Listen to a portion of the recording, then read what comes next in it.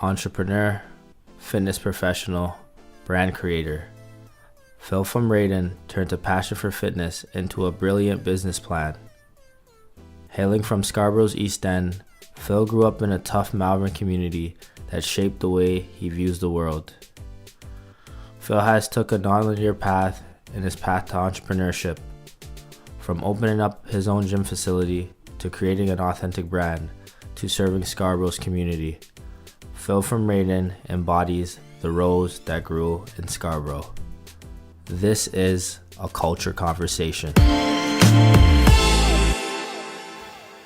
Hey, what's up, world? Checking in once again for another episode of A Culture Conversation. I'm your host, Twin GQ, founder of TGQ Inc. Today we got a special guest, Scarborough's very own, one of my dear friends and brother, Phil from Raiden. What's up, man? What's up, man? I'm good. Good to see you, bro. It's been a minute. Man. Yeah, it's been good, man. Yeah, man. First off, we want to say thank you for joining us here on our platform. And, you know, I've always seen what you've been doing from afar. So, you know, it's great to have you on our podcast today. And, you know, we're going to kind of tap into a lot of things. And, you know, I want you to just check in with us. And first off, just tell me, like, what's up with you, man? How you been?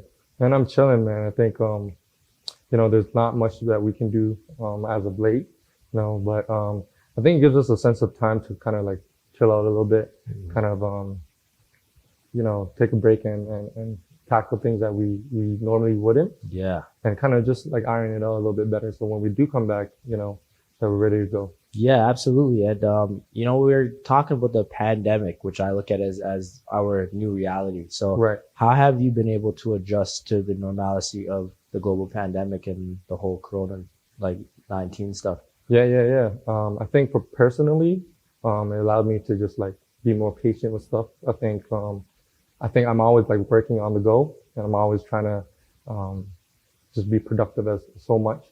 And I think it's always good to kind of like personally slow down, kind of iron out your ideas and everything like that, and then once again just wait until this comeback comes. Yeah, and it's crazy because I kind of suffer from the same affliction, whereas like I'm always on like the go, the grind, I could call it, where you're always like locked in and zoned in, you know? So I feel like even for myself, the pandemic has been a time where I can kind of like just relax and kind of sit back and, like you said, work on the back end of things, you know? And, you know, like I said, just figuring out the importance of rest and, you know, having a routine and resetting your intentions. Cause I think that's very important. Especially for entrepreneurs like ourselves. You know, I think a lot of times we just get caught and stuck in the grind.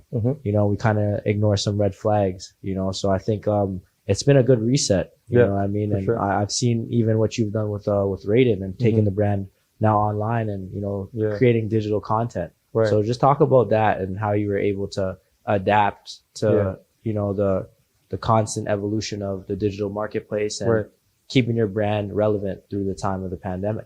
Yeah, correct. I think in the beginning of this all, we're uncertain when we're going to come back, when things are going to iron out or slow down or reopen again. And one of my weaknesses is like, I believe is like online content. So I had to really get out of my comfort zone to really adapt to what's happening right now. You know, a lot of things we're now taking online. People are more engaged through social media at the time, you know, trying to figure out what's next or just trying to follow the trends or loops and things of that nature. So like during those times, it's like, damn, I can't teach any fitness classes physically. People can't be at my gym right now. So how can I continue to facilitate my service through the fitness industry? And that's what I did was go on Instagram Live. That was consistent for about like 3-4 months. And we were doing it Monday, Wednesday, Fridays, you know, every evening. That was a great way to stay connected with my original members and clients, but also expand to new followings over social media. So that was great. Yeah, and I seen it, man. And man, I've been peeping. You got like some stuff in the works with Lululemon and stuff. But we'll get into that later. We're gonna take a turn to your early influences. Obviously, me and you are both Scarborough natives. You know, we rep it in the greatest of ways. So just talk about your upbringing in Scarborough growing up. I know you were a member of, you know, the Malvern community. So just kind of talk about that experience and how that really shaped the way you kind of see the world? Right. So I think at a young age, we were moving a lot, like every couple of years. So when we kind of like got to Scarborough, we originally moved to Mornell and Ellesmere. So that was, you know, being a young kid and trying to fit in, that was kind of tough because like throughout my whole life, I was around a lot of brown and black people, right? And for me, being like this scrawny Asian dude is just like, damn, I gotta try to fit in with these guys, right? So I think my mindset kind of changed, or it was more so like I didn't want to feel left out, or I don't want to feel like they're passing up on me. So example, like playing sports. I hated, to be picked last because I'm like, damn, you're gonna, pass up on me. So anytime I got an opportunity, I was, ready to like showcase what I got or what I can do.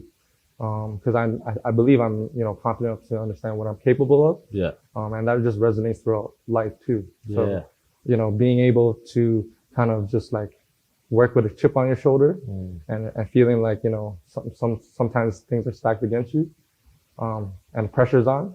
I think that's great when you learn how to perform that rather than just like kind of shying away from it. Cause like you want to give up on it, Yeah. So, you moved to that area. That's actually by my high school. It's crazy that you say that. And then what age were you when you moved into the Malvern area?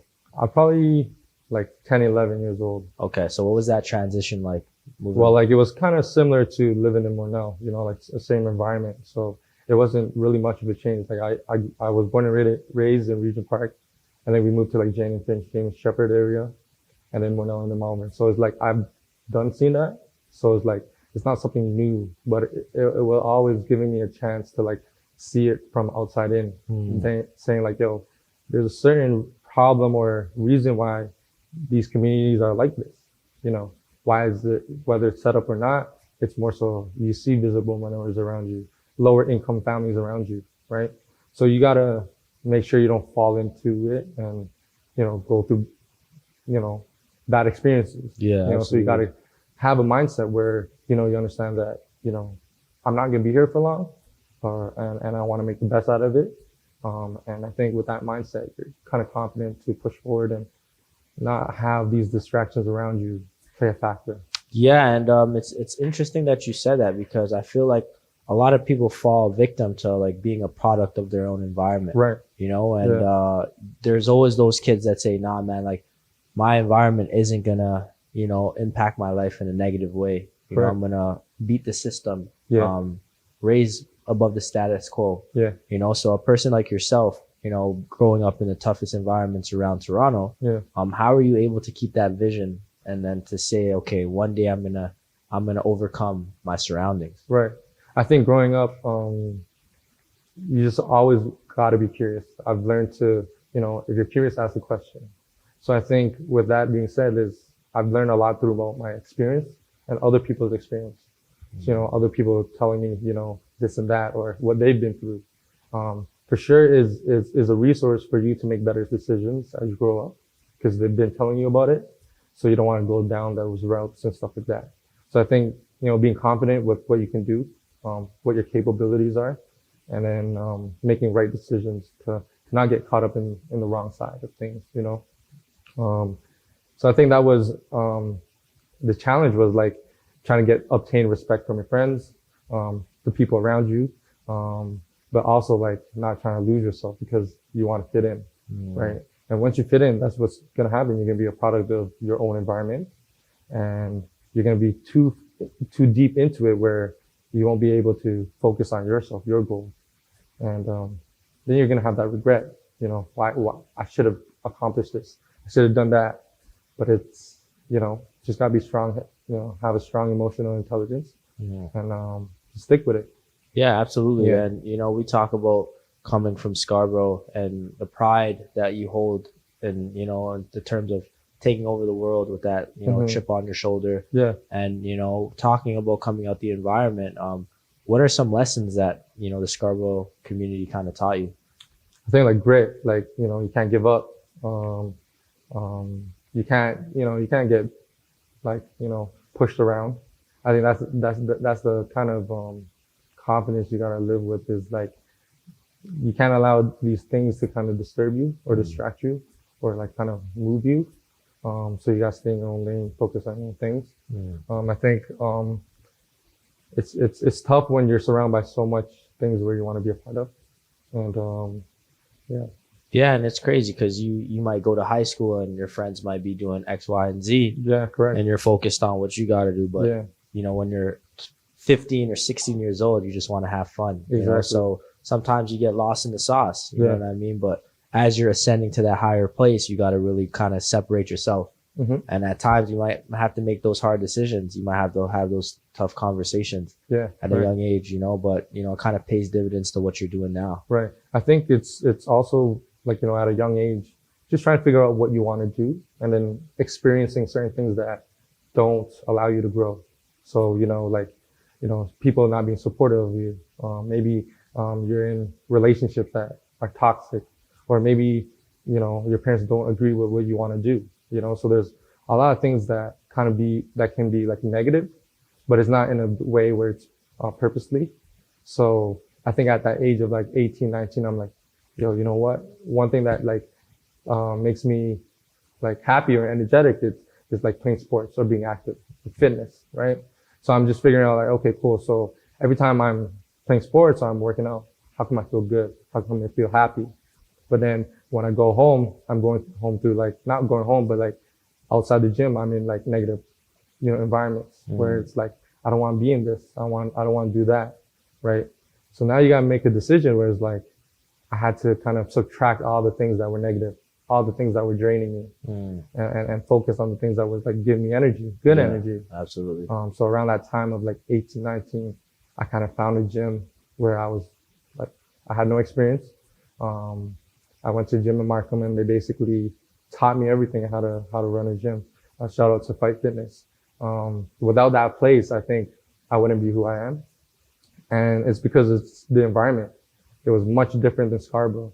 You know, the comfort of talking slang with your dudes and homies to like being in front of, you know, much older people that, you know, have like a lot of different jobs, careers, that can give you a lot of wisdom and experience and advice. And the conversations are different. So you definitely need to understand your current environments, whether you're chilling with your homies or you're, you know, at work, and dealing with, you know, professionals. So I think that time was very uncomfortable, just transitioning from what I want to do, and just being at the gym and being out of my comfort zone and having to socialize, having to communicate, having to show leadership. So those were tough things, but at a young age, if you're able to kind of get a grasp of it and see incremental like growth of what you're doing, you're definitely going to obtain confidence where you're going to do what you want to do, you know? Yeah, absolutely. And one of the points that you kind of hit on the nail was just understanding how to translate with different groups. You know, being in Scarborough, where it's a more urbanized community where people talk slang and they have their, you know, their tones and stuff like that, and then going to a more rural or, you know, upbeat area where, you know, it's more a different crowd. You know, it's just like going into a room now in business. You got to be able to understand the room that you're entering and the language you're going to speak. Exactly. So I think that's very important because as you continue to ascend in business, you know, you can be in Silicon Valley, you can be on Wall Street, and you got to understand like who you're speaking to and who your audience or your consumer is. You know, so we're going to take a stab at your backstory. So you talked about having, you know, an experience at Fight Fit. And then after that experience, you had an opportunity now to, you know, open your own brand. And, you know, tell me about that process. Right. So I think I got to a level where I seen that I was capable of providing more value to people around me. So that just means like, you know, a brand that I started right after, you know, leaving that gym was like a clothing brand, Patriarch Supply, where we focus on multicultural and diversity here in Toronto. And, you know, our designs all translates to, you know, live and breathe here in Toronto. You know, we provide to St. Stephen's Community House with like newcomers program, and our proceeds go through there. So the focus was that like one thing I learned from my mentor was, you know, if you want to grow your own thing, you got to create a community or a tribe that follows you. So I'm like, damn, like, you know, I came from Scarborough. So I think it's only right for me to go back to Scarborough and create something that's, in Scarborough. So anyways, and me and my bro, we created a clothing line, which I believe was successful in a sense of what we were trying to achieve. And we, got into different events, venues, and then we got into C&E, and that was challenging, but that was great to kind of grow my personal brand and my clothing line. Once that happened, I was able to obtain capital where I'm like, you know what, my ultimate goal in life was to open a gym. And once I got that opportunity, I was just like, all right, cool. I'm going full throttle with this thing. And then Raiden Fitness happened. Yeah, and it's crazy because when you started Patriarch Supply, I remember you had that pop up in Kensington Market. Yeah, bro, that's crazy. Yeah, that was like a while ago. Yeah, and I always seen you had that drive or that vision to bet on yourself. Appreciate it. And there's a lot of people in our era or our day and age that would rather hop on the next brand than create their own. Right. So that says a lot about your vision, of seeing a brand from the ground up and wanting to start it. Yeah. So talk a little bit about that experience when you had the opportunity to have your setup at the Canadian National Exhibition Place. Yeah, I think so. Like, it was a year into my clothing line. We were at the Christmas Market Distillery District. So we got into a retail store called Got Styles. And that went really well. We got into Adrenaline Toronto, which is a tattoo piercing shop downtown on Queen Street. So we had, different places where we were selling our stuff and also online and stuff like that. So I wanted to always take that next jump or like, I'm gonna take this next goal or vision or challenge. And I think the biggest thing that people go to is C&E, right? So I'm like, all right, let's try to get a vendor, be a vendor there, So it was crazy because I've never experienced running a clothing line business, like in retail, physically, right? So with that being said, I had to figure out how to, get this money, use that money for product, to rent out that container that we were at C&E, to pay my employees, all that. And it was tough at, 23, being like, how am I going to do this? But I think it's just, if you're passionate about something, like anything it is, that you got to go for it, and you got to put a lot of energy into it. Right. So, I think what I've learned is I had that purpose of giving back to the community, which is Toronto, by our proceeds through our clothing line, but also brings us together through the multi-languages and the diversity we had within our brand and our message. And I think, just seeing it was my ultimate goal, like my ultimate challenge. If I was able to test myself, if I can manage this, if I can brand this, if I can stay consistent, all through 18 days, So it was good, man. It was a great learning experience. Definitely needed, at that time. It really kind of made me more responsible with certain things in my life and just focus on tunnel vision because no one's going to grow your brand except for you, So for you to market your brand and showcase your brand, like you got to believe in it first and you got to make other people around you believers. And that goes through consistency. You can't just post something one day and then the next day not post or the next week's not post, right? There's no consistency there. So I think what your message is, your brand is, you got to be consistent with it. That's how you're going to bring a following. That's how you're going to create a community that follows you. Yeah, absolutely. And you've been able to recreate your brand and your identity multiple of times, like different occurrences. So now transitioning from Patriarch Supply to Raiden Fitness now. Right. What were the similarities or the commonalities of what the brand represented or stood for? Correct. So I think about the easiest transition from a clothing brand and a fitness gym is that I think it's connection with just human interactions. Like, what I'm saying? For me to have people follow Patriarch Supply, the clothing line, was being at events throughout the whole city, having small events, being at Bubble Tea event, Toronto Urban Fashion Show, being at U of T's fashion show, Osgood York University's fashion show. So just being around a lot of different events, right? And that's where people are going to genuinely get to know you, rather than your online presence. So I think one of my strengths were like being always being interpersonal with everyone around me, having everyone connect with each other. So I think for my strength was I'm going to utilize creating events or projects and planning and organizing events so people get to know my brand easier. From there, it was like with fitness, it's more so being a personal trainer and teaching fitness classes. You grow a relationship with that individual so much because they trust you. They open up to you. They trust that, you're going to lead them to their goals. You make them feel comfortable in your classes or sessions. And you motivate them, right? So it's all just human to human connection and interactions that kind of made my transition easier into the gym setting. Yeah. And we talk about the importance of building things that are homegrown. So right. What did it mean to you to open, your first facility in the Scarborough community? Yeah. So that was always the goal. Like, when I started as a trainer, I had an opportunity, my homie hit me up. He was like, yo, you want to be a trainer? Thomas. So it's like, all right, cool. I'm gonna take this, opportunity. I think opening my own facility it's a blessing. I think, I'm thankful for everyone supporting and believing in it. And I think, it's been a swell journey, and I think,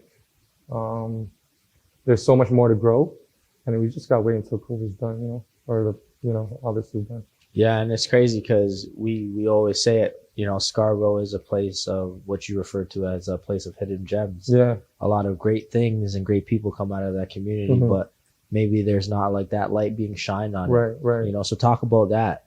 So I think, sorry, back to your question was like, why did I come back to this community? It was like, I see a lot of, talent, growing up, a lot of great basketball players, a lot of great athletes, football players, track stars, a lot of great musicians around the community. And I think it's either we don't support each other enough to kind of promote each other, or we don't have the resources that we can fulfill, living in these lower income communities. It's kind of tougher for a student to, get that opportunity to go somewhere else if their family is not financially stable, right? So a lot of options may be cut short, So I think with Scarborough, like, we need to continue to put each other on. I think we need to create more resources where people can go for help, to learn, to better themselves, to help and give back to the youth in the community. And that was always my objective, that, I started in Markham. I'm gonna come back to Scarborough because I'm gonna create my own following community in where? A place where I grew up my whole life, almost my whole life. So like, growing up, and we're still connected, but understand that back then we were talking about these ideas like 5-6 years ago. It's crazy. To now it's like, it's here, Yeah. So I think just allowing people to be inspired, or just know that, like, Phil was a regular dude in Scarborough growing up, going to the YMCA, regular, whatever, but he was able to do it. How? He's just stuck with your goals, but stick with your visions, and, believe in yourself. Yeah. That's really important. You said a lot of key points there. I feel like in our community when there's more guys that are doing great things like yourself and the Thomases of the world and other creatives and stuff like that, it's important to uplift them and also to connect and build with them. 100%. We talked about all these plans, man, in like the course of 5-6 years. And one thing I always used to tell you is like, you always had that vision. You wrote things down in writing. You held yourself accountable. So like, now when you tell me about these things, I'm not really surprised by it because I've seen it firsthand. You know what I mean? And like, you started, like I said, you started from the bottom, and now you're here doing stuff with like Lululemon and all these stuff. So yeah, man, what is that process like from being that kid at 19 or 20 years old and not really having people in your corner see that vision for yourself, and now having, Lululemon seeing a vision in you? Yeah, crazy, bro.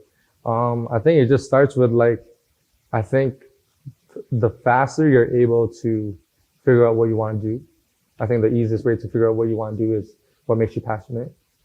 Very simple. What makes you happy? What makes you energetic? Once you find that, which for me was fitness, boom. So like, how come I'm always happy in the gym? It gives me great energy. So find something that you're passionate about, do it, whether it makes you money or not. I used to, train people outside for like $5, $10. Like, this is when I just started. but it's not because I wanted to make money. It's because I'm down to do this, you know. But I think what it is, just sticking to what you really wanted to do, and then from there, like, you always got goals and visions to work with this and that and whoever. Those opportunities will arise as you continue to focus on your goals and yourself and being better each and every day, you know. So once you do that genuinely, I think people around you, like your community, people that believe in you, support you, put more trust in you, put more belief in you, support you more because they've seen the work you've done. Just like you and me, we've seen each other put it in the work. So it's like, we're not really phased that we're here, but it's also like, we have abundance amount of confidence where we're able to attain something that we saw 6 years ago. You know what I'm saying? Yeah, exactly. So now being able to kind of work with a partner as reputable as Lululemon, how does that kind of, you know, give you that elevated platform or that resource where you can say, okay, I want to implement these things in the Scarborough community? Correct. We talked about earlier you having that event last year. Or sorry, 2019 it was. Yeah, 2019. Yeah, so having that September, event, that event that kind of brought that sense of community back. Right. So I think I always wanted to work with, like, you know, a big brand. I think Lululemon was just amazing in the sense of their story, their vision about growing their community. And I think it was just perfect timing.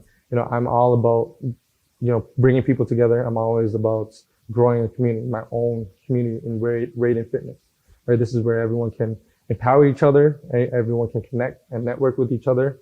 And I think when you have the same visions, it's easy to blend and gel, you know, work, and create fun things to do.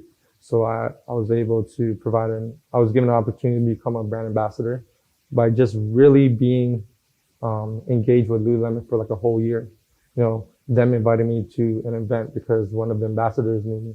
Boom. So I got into that event, and then it was just a networking event. And then Lululemon did something amazing, which I think everyone thinks that Lululemon is like a female's brand or a woman's brand or a yoga brand, but it's totally not. It's way more than that.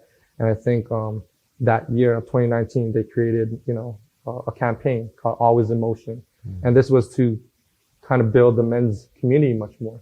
So, you know, starting off with that event I started off with, you know, they invited me to more events. And with each event, I was able to bring someone new that didn't know about Lululemon.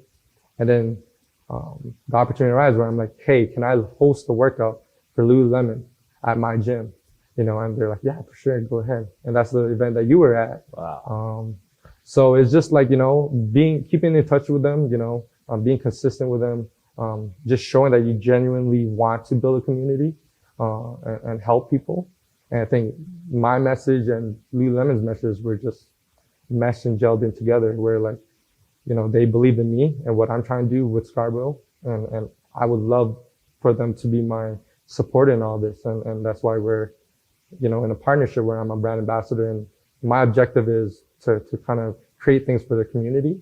And Lululemon has been so supportive of, you know, figuring out what my ideas are and how they can help expand that idea. Like an example, like I had Raiden Run Club. All my runners in the run club were provided, you know, shorts or leggings for all the runners, you know. So I think that was something great and nice for Lululemon to do when they didn't need to do it. And at this point, I was even a brand ambassador. Wow. So just like them seeing my vision, them genuinely wanting to support me, it was just crazy that, you know, this was handed to me. And I'm like, anytime I ever get this opportunity, I'm going to have to give it back to the community. Yeah. And it's crazy that you talk about, you know, them giving you that a lot of experience, but what you did is you passed that elevator back down. Right. You know, we talk about UP and what you did for them and opening the door for them and giving them an opportunity to run classes in your gym. Yeah. Them being, you know, Scarborough members, 100%. James and Demp and all these guys. Yeah. And, you know, now you giving them the opportunity, you know, so it's very selfless because we see a lot of people in the communities and in this world that we live in, when they have something, you know, they want to withhold these positions of power and act as gatekeepers, and they don't want the guy that's coming up to give him that opportunity that he's deserving. So just talk about like why you continue to, you know, give that opportunity back down to those who are deserving of it? Yeah. I think like at the end of the day, I wouldn't be who I am if I wasn't surrounded by the people I surrounded myself with. You know, a lot of environments growing up, I was in like, you know, I shouldn't be in these situations, right? So like, are these situations helping me? Am I growing from these situations? Is there a huge consequence in these situations that I'm in? You know, so changing those environments and then being provided an opportunity to do better, to do well, to give back, which is like going to Markham and into that new gym is like, damn, like everyone's so giving here. Everyone's so open. Everyone's so positive. And they're welcoming me as some dude that doesn't even talk. I don't really talk to people. Like, you know, I was ignorant, you know, I was like an introvert. So I was always quiet too. So, they really opened me up to be like, okay, cool. And my objective is like, damn, I had great role models growing up, you know, whether through school, my brother, his friends, all that. I always listened to them. They were like my mentors. So like learning from their experience, you know, I knew what to do from right or wrong, you know, and then from that point, it was just like, anytime I have an opportunity to give back, I'm definitely doing that. Cause, you know, there were times where I needed help growing up. Yeah. And there was people from YMCA, everyone that was like supportive and willing to listen to me. So it's like for me to open my hands or open my arms to like, you know, UP and to run classes, there's like, bro, I'm down to do that any day. Like, you know, I think you grow stronger and better when you connect with people. So it's like, why am I going to be selfish and act like, yo, I'm the guy with the gym? Is like, for what reason? What purpose does that serve? But like, just ego. You know what I'm saying? So it's like, I'm always trying to use what I have, my platform, my resource to help people.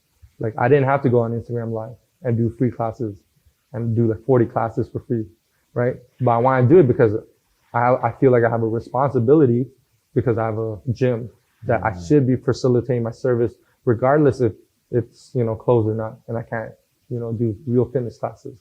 You know what I mean? So it's like, if you have that skill set, you have that knowledge, experience, why not give back to the community? You know? Absolutely. And, you know, it shows, man, you know, like even myself, I felt like I was in great positions in my life and, you know, the people that always gave me the opportunities and, you know, these are backstories, what I'm playing in Rucker Park or 100%. Dykeman or the Drew League or OVO. You know, this is an opportunity that the OG allotted to me because he's seen that I was the young guy coming up. Right, yeah. You know, and I always looked at it as when it was my turn, I was going to pay it forward. Yeah. You know, 100%. I always used to say it, pay it forward, right? Circle of life. There's going to be a kid that's going to be you 20 years from now, right? You got to give them more than you give, like, than people gave you. Right. Because that's how you keep things going. So we talk about like, you know, giving and, you know, I had my charity community event at the high school and that was my way of serving the community. Correct. You know, and you were there and, you know, I mean, you're a big influence of that from the back end. You know, I remember talking to you about like, yeah, man, like, you know, we can connect, you know, the community through sports, 100%. through everybody coming and seeing people. And like I said, you know, knowing Kamar and you guys connecting there. And it's crazy. It's a small world growing up when, like I always looked at it like fitness for me was like a huge, like connector to everyone, even all my clients that are, you know,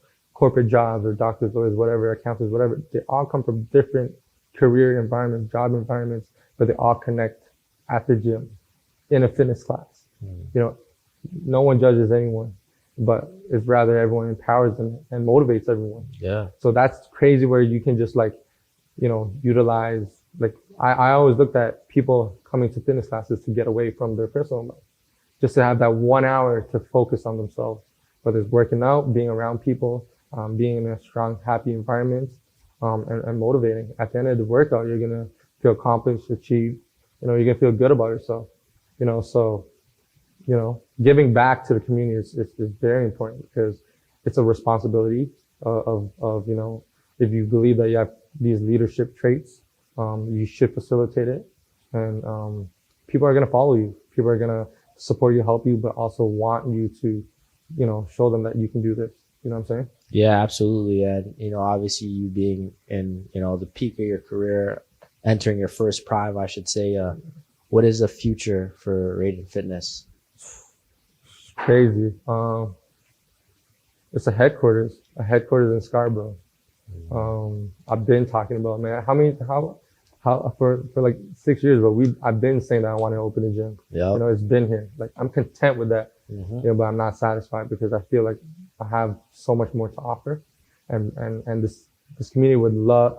I think this community would love a bigger facility where everyone can, you know, more people can be in. So my goal with Raiden Fitness is a headquarters that is big enough for, you know, creative opportunities, like, you know, creative space, a therapy, different fitness classes, you know, merchandise, all under one location. I think would be amazing. You know, it'll be just a hub where everyone can just chill, whereas there's a lounge there. You can get, you know, refreshing smoothies right after your workout, and creating an environment where people want to be there, you know, because the energy in there it's great. It's positive. It helps you. It motivates you, inspires you. So, if I can see that in my current gym now, I think if I were to, like, you know, triple the size or anything, I think, you know, it would create a bigger following, a bigger community. So that's what I like to see when people connect with each other, in my classes. It's amazing to see where, you know, they don't know each other, and then after class, like, you know, they're friends, and then they go get a smoothie together. Like, damn, that's amazing how, you know, people can gel like that. Yeah. And I think we need more of that rather than pushing each other away or, you know, not supporting each other. Yeah, absolutely. And I think the future is bright for, you know, not only the community in Scarborough, but like just the development from a community standpoint. Yeah. You know, like you have, you know, great fitness professionals and creative artists and athletes and entertainers and all these other people that do great things in their field. And, you know, like I said, it's never been done where everybody comes together and collaborates. So that's a great opportunity. Yeah. You know, maybe we got to be the first ones to be, okay, let's like start this alliance where we can kind of all bring our diverse talents together and form something, whether it's a multi-purpose community space, whether it's, you know, a creative hub. Yeah. You know, the same things that's been replicated in places like New York City and 100%, Atlanta and DC and LA and Chicago. So, like I said, man, it's pretty dope. And, you know, the sky is not the limit. It's just the view, you know? So like I always tell you, man, just kind of keep leading the culture in the right way, and great things are going to continue to happen. So we're going to turn into what I like to do here. It's called quick hitters. Well, there's rapid fire questions, but we're going to do Scarborough edition. So top 3 food spots in Scarborough. Damn, bro. Oh, nah, you put me on the spot quick. I don't want to say Perfect's, but Perfect's is a late night joint. Jeez, Perfect's. Nah, I can't even put that there. It's just a late night joint, you know, when you're coming home late. Man, good joints. I love Caribbean joints. A lot of them are in Scarborough. Yeah. It's too diverse to say specifically where, man. I love to try different cultures. Yeah. I think in Scarborough, there's so much diverse cuisines, which is amazing. I don't even want to point one out, you know? I guess growing up, what was like your go-tos, your 3 go-to food spots? I say Panda at Marvin Mall. I say Jimmy the Greek. We always had the Greek. Jeez, after workouts. After workouts and stuff. And Jamaican style, bro. It's by like Midland and Lawrence. Okay, that's what's up. And then top 3 like historical landmarks in Scarborough. So it could be like chill spot. Markham Station. Yes, sir. Scarborough Town Center. Yep. The Bluffs. Yeah, the Bluffs. Yeah, yo, it's so crazy because like back when we're like 2014, 2015, people weren't going to the Bluffs. Yeah, for I always say, oh, man's like us made it cool because everybody's like now going, oh, Scarborough Bluffs. Y'all wasn't there in 2014. People didn't know, man. Yeah, so it's dope, man. So yeah, you said STC, Markham Station, and Scarborough Bluffs. Yeah. That's crazy. And then your top 3 high school anthems. Like, so if this is like your top 3 songs that like kind of defined you in high school. Jeez, top 3 songs. Definitely J. Cole inspired me through high school. So probably his album Friday Night Lights, Two-Face, a lot, man. Warm Up, Simba. Yep. Dead Presidents too. Yeah. My track was School Days. School Days. Yeah, that's a fire. From the come up though. Yeah, from the come up. Yeah, that's what's up, man. Lil Wayne was tough too. Yeah. Yeah, man. And then you know, one thing I'm gonna end on here as a positive note is, you know, if you could give a message to your younger self, what would that be? So if you can tell the 18-year-old Phil something that you learned from your immense experiences, what would it be? So don't give up. I think that's important. Like at 18, if I made a decision to not do this, where would I be now? I think I would never want to live in that mindset of regret. Like I should have took this opportunity and, and done it, and I didn't. So I think looking back, I'll tell my young self to just go take your risks, keep doing it, because, things will happen for you. Opportunities will arise. No matter if people believe in you during the time or not, you have to have a lot of belief and confidence in yourself to do something. Yeah, man. You look at Freddie V, bro. Bet on yourself, man. Yeah. So undrafted, Yeah. So it's like, it's crazy that you say that, man. Just kind of like risking it for yourself, seeing that like you can't give up.